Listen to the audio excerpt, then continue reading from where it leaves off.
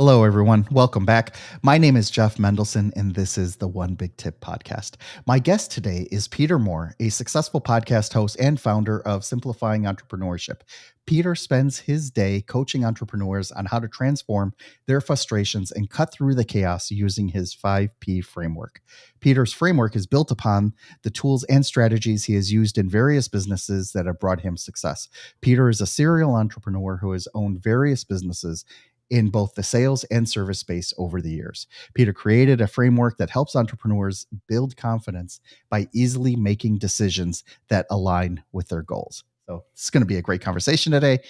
Peter, thank you so much for joining me and welcome to the Thanks show. for having me. Thanks for having me, Jeff. Real pleasure. I'm looking forward to it. So you have had a number of different businesses, serial Oh, yeah. entrepreneur. I find it very interesting because what happens is you're not just building one business and then going and building it again. Normally, you go and you build something and then you build something like total 90-degree to the right. And it's like, let me try my hand at that. And then you find success with that. And then you move on to another 90-degree pivot. Tell me a little bit about how you got, how all this came about and what made you so awesome at it. Well, thanks for saying I'm awesome. But, for me, I've been a lifelong entrepreneur. And it's just something I've always liked doing. I was brought up sort of in an entrepreneurial family and just always, had little businesses and things on the go, went to school for business and, started out at a young age, bought my first franchise. It was a bathroom renovation company and we did sprayed bathtubs and bathtub liners, acrylic walls, kitchen refacing, all sorts of different things, and had that for about 15 years. At the same time, I had a cleaning franchise. Like I said, lots of different stuff. But I've usually had two businesses on the go, Jeff, along the way. And I had a cleaning franchise that we grew from 30 customers to 300 customers. We sold both of those businesses. And then I became a business broker, helping people buy and sell their businesses, which was really cool too. Really enjoyed that. And when I was doing that, I found a business that we currently own, which is called Shootopia. And we are currently, my wife and I are own a couple of Shootopia stores, and we're retailers and have done that since 2010 and grown those businesses and been through trials and tribulations like everybody else in business. And a few years ago started up Simplifying Entrepreneurship and coaching other people and helping other owners of businesses get through their trials and tribulations. And I say, coaching business leaders through constant change, because as entrepreneurs, there is constant change. And the last few years have certainly been change. There's been a ton of change. So lots of cool things around that. And I've always developed frameworks, Jeff, that have allowed me to spend more time working on my business than in it, as Gerber put in the E-Myth, that was his line. But from that perspective, it's just one of these things like, how can I get out of the day-to-day management of these and be the leader of the business that allows me the opportunity to go and do some of the other things that I like to do. And helping other business owners gives me an amount of energy and passion. I just love doing it. Can't see myself ever doing anything else. So that's kind of why I got into Simplifying Entrepreneurship, because it really just love working with other owners and going through their stuff and using some of my experiences and some of the learnings and some of the frameworks to get them through and help them through. What's interesting about what you were talking about was the procedures and processes Yeah. that are in place. And we speak a lot about that on this podcast, Oh, right? yeah. That you really need SOPs. I'm curious because you would be an excellent person to ask this question.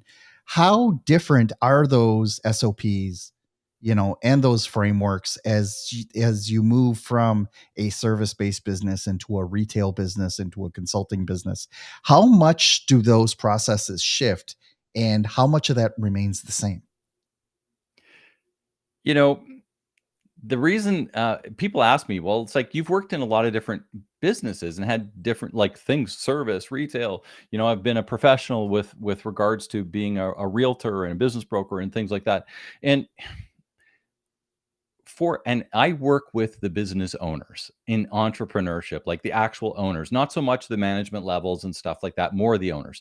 And when we talk about the owner stuff, it really does sort of work across the board in most cases, because being a business owner, it's like yin and yang. Your business and your life are sort of together, and you're always trying to figure out your timelines and the different things and your worries and your for your life, because when you own your business and it shouldn't own you, and if you feel as though your business is you're always propping your business up instead of the business propping what you want out of life up, then that's the sort of switch. And that can happen, Jeff, whether you're a retailer or whether you're a plumber or whether you're a realtor or whether you're an engineer. And so that's the kind of stuff. It's like, okay, well, what do you really want? Let's get clarity out of this whole thing of what you want your business to give back to you, so that we can build the business through the 5 Ps, which is one of my formation models around this. And as far as getting your thinking, sort of thinking tools and things like that.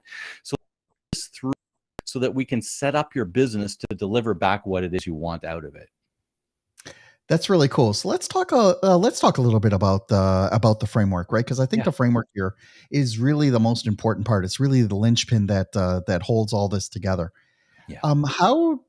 How did you come up with it? Like, what was this something where you put together from other marketing and process greats, or something you came up on your own? I Like think how did everything is derivatives. Like all these frameworks, nothing's entirely new. They're all derivatives of different things over the years and your own experiences, right?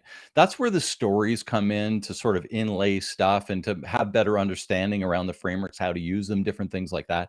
And for me, this one's my own, like I came up with it. But the 5 Ps, which I'll give them to you, they aren't unique words by any means. One of the Ps, the first one where everything starts, is what's your promise?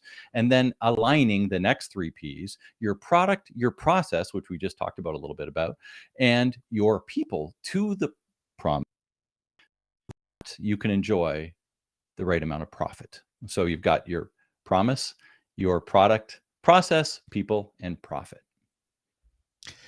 Okay, so we've heard of these types of frameworks before, where where they're really designed to break it down into easy enough, where it's easy enough to understand, Yeah. what it is that we're talking about, between the people and the promise and Yeah. the Yep. and the process. But but within each one of those, there are some significant risks. There are some significant Mm, um, roadblocks that you can run into. for sure. The biggest one for me is people. Yeah, By it always is. And we'll start with promise, because if you don't have your promise right, everything else doesn't align. So, Okay. and what I've been finding over the last year or two is that people haven't updated their promise since the pandemic happened. They're still trying to run off the promise that they were delivering to their clients pre-pandemic. And things have changed. And if you haven't really taken a look back at that and said, okay, well, what has changed? And here's how you develop, here's your quick formula to develop your promise or to relook at your promise. What's your problem that you're addressing? What's your unique solution to actually cure that problem, so that your client can have a better, because people always buy a better life. They will lay their dollars down on the table when they can envision a better life. So understand their problem. And here's where one of the things really has changed. The problem that you may have been delivering in the past may not be the same as it is now. I'll flip it back to our shoe stores at Utopia. For the last 3 years, people haven't been dressing up in Canada as much as they have been in the past, because we were closed. I mean, for those down in the States, you guys were only closed for a short period of time, but a lot of the rest of the world had bigger closures. And, we were closed, and people really, it's like a lot of stuff wasn't happening. Balls weren't happening, weddings weren't happening, all this sort of stuff. We weren't selling dress footwear. We were selling a lot more athletic and sort of casual stuff and slippers, like all this kind of stuff. So how has your business changed? How are you delivering? What's the delivery method that you're supplying so that you can overcome the problem that they currently exhibit? Not maybe one that you've always, that's the other thing. That's another one, right? Well, we've always done it that way. Maybe not. So, that pulls us into the alignment of the product or service offering, depending if you're a product or service a business. Does it still align with the actual promise, providing you've updated your promise, or if your promise is still relevant, that's great. Maybe the products aren't anymore. If it's just a product that you've been saying, okay, we've had that in our line, it's a staple product, right? So we look at some of these things, and when I look and build out the product module or the service module of things, you can use the old 80-20 rule, really, where we need to parse off at least 10% of our stuff. We really need to hone in and make it either cheaper, better, faster, better delivery, better experience with that core product that you're offering. And always, as the leader of the business, you always want to be looking at the next 10% that's going to be coming in to deliver your promise even better, or you'll lose out to the competition, right? So that's how your product aligns. I mean, there's a lot more to it than that, but just in a quick 15-minute conversation, we move into process. It's the same sort of thing here, Jeff. How many processes, you asked me earlier, do processes sort of go? Well, a lot of them do. Some of them don't. I mean, you still have to do payroll. You still have to hire and fire. You still have to open the door every day. I mean, there are certain processes that are in every business. There are certain ones that are unique as well.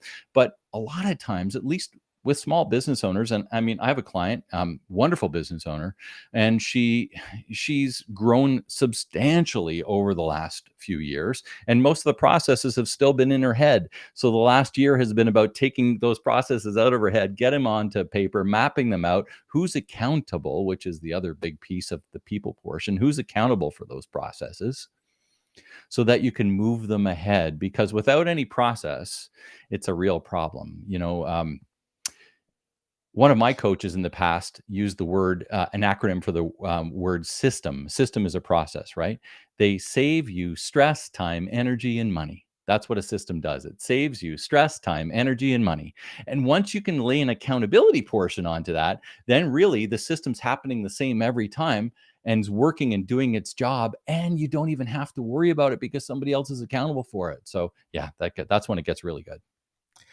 So how often should you be looking, critically looking at your processes, at this entire framework, and Mhm. deciding when you need to make a pivot?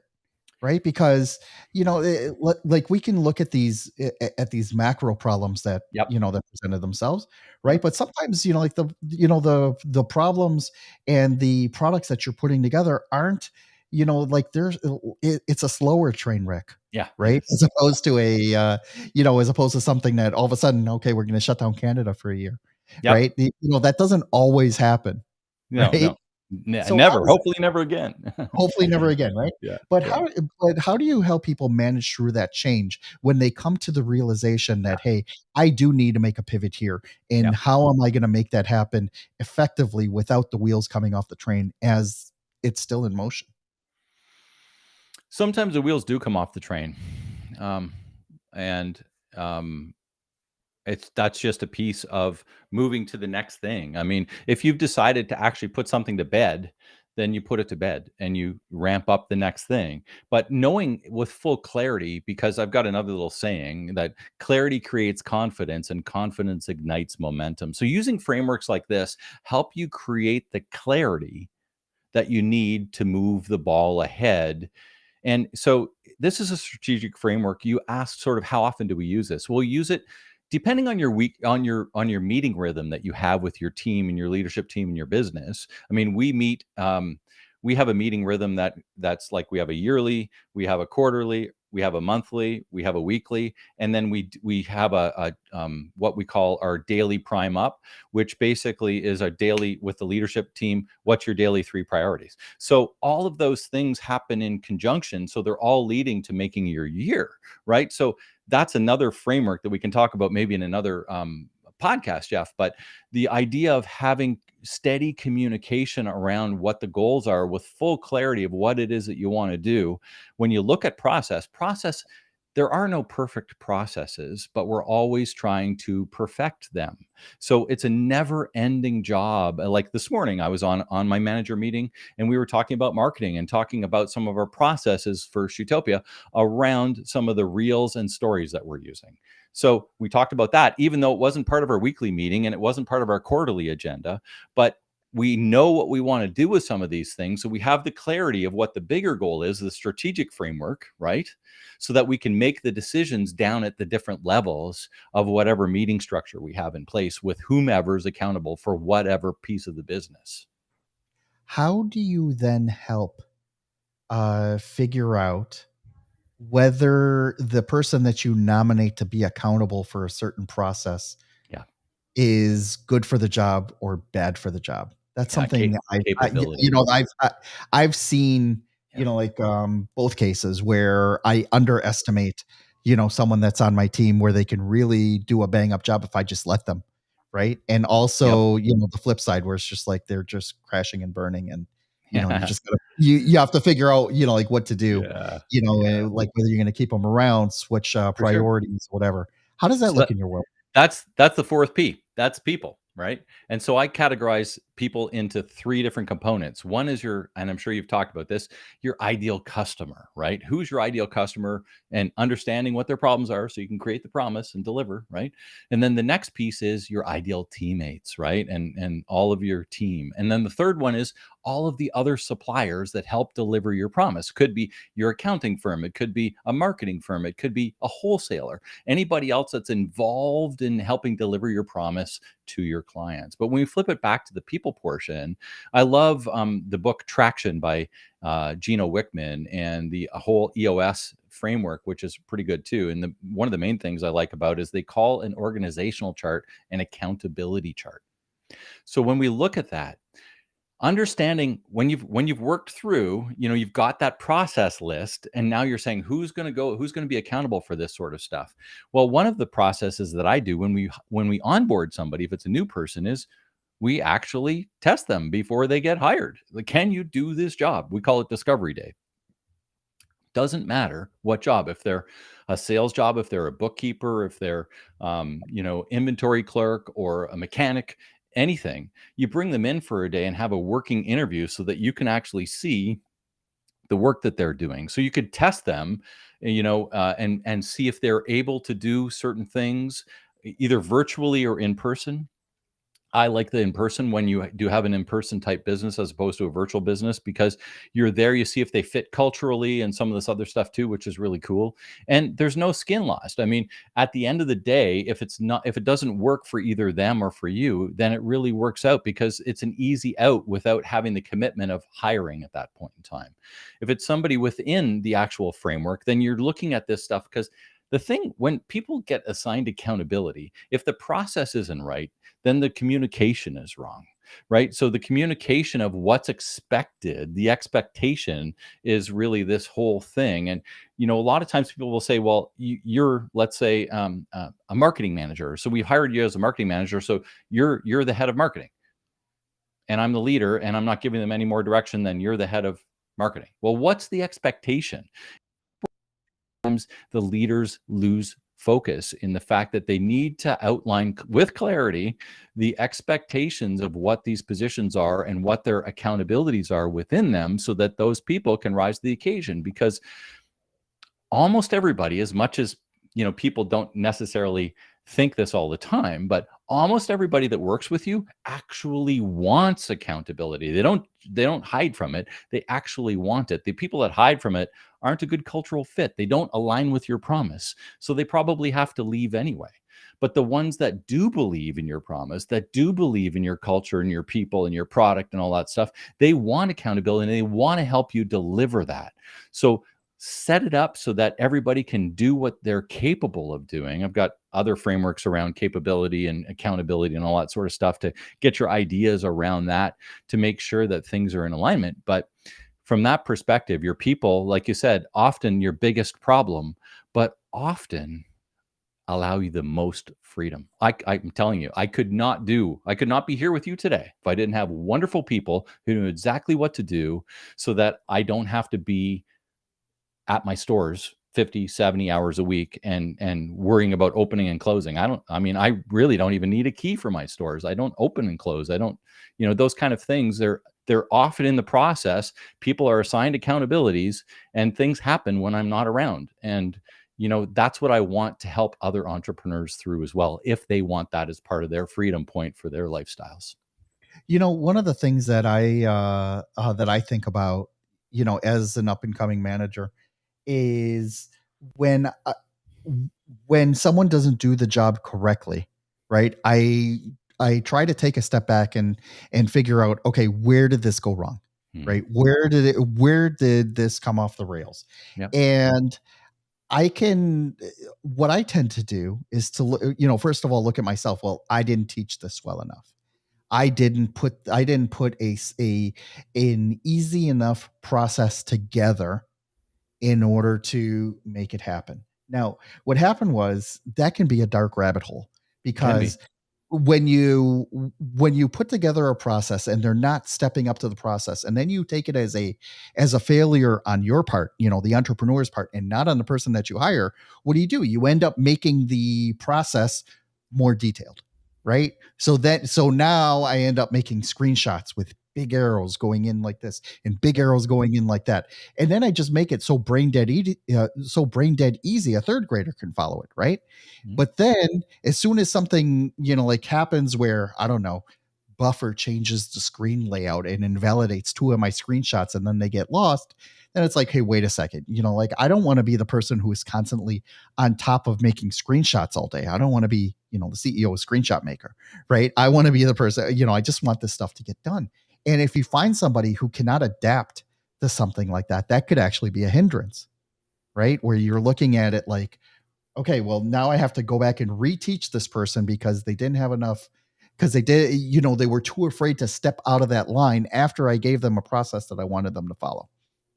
Now, what happens is a lot of people, especially when they hire out to the Philippines or to India and all that, not slagging on them, right? They're great people, excellent workers, very efficient, right? But you do have to make sure that you are communicating effectively, right? And even though we're all communicating in the same language, sometimes the cultural fit may not be there correctly. Sometimes it may not be, like 100% culturally aligned, but there still needs to be a good level of communication.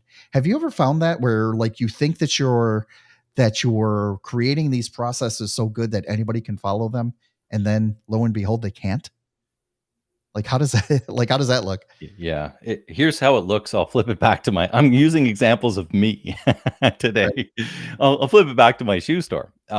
I don't work on the point of sale system very much. Okay. So if there's a new way of receiving, let's say receiving, they usually bring me in and say, okay, Pete, can you receive this next shipment?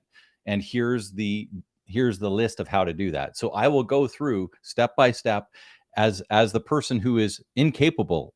We're talking about capabilities. So prior to this, I had no idea how to receive. So now I'm being handed this sheet of paper to be able to go through and see if I can receive, tag, and get this to the point where it's ready to go on the shelf.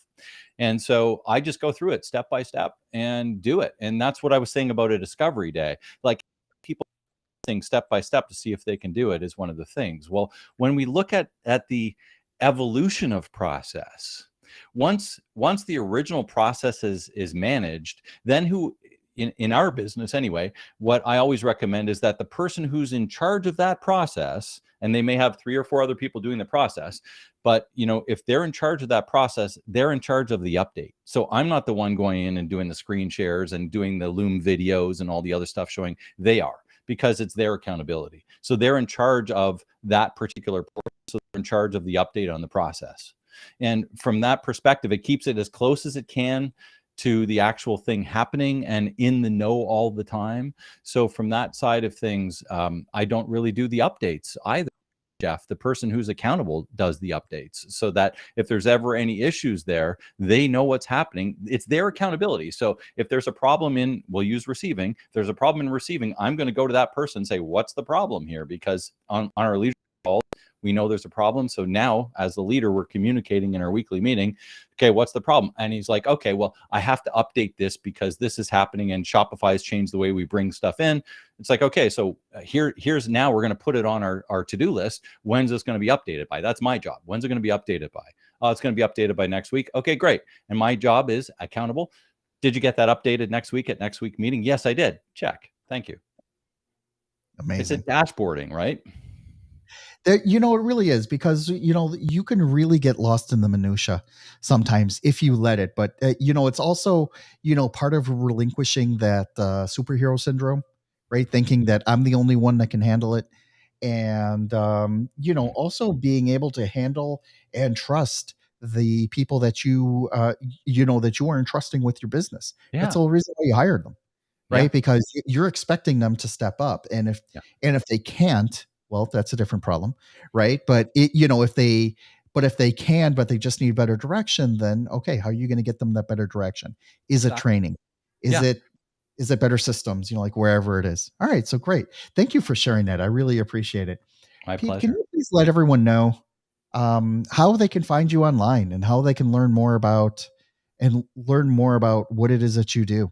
Yeah, sure. So, simplifying entrepreneurship, if you just type that into Google, you will get there, or as it says here on the screen, if you're watching, simplifyingentrepreneurship.com. And from that perspective, we have a podcast too called Simplifying Entrepreneurship. Go figure.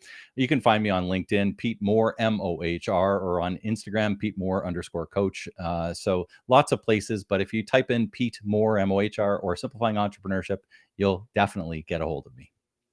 Amazing stuff. Pete, thank you so much for joining me. This has been a lot of fun.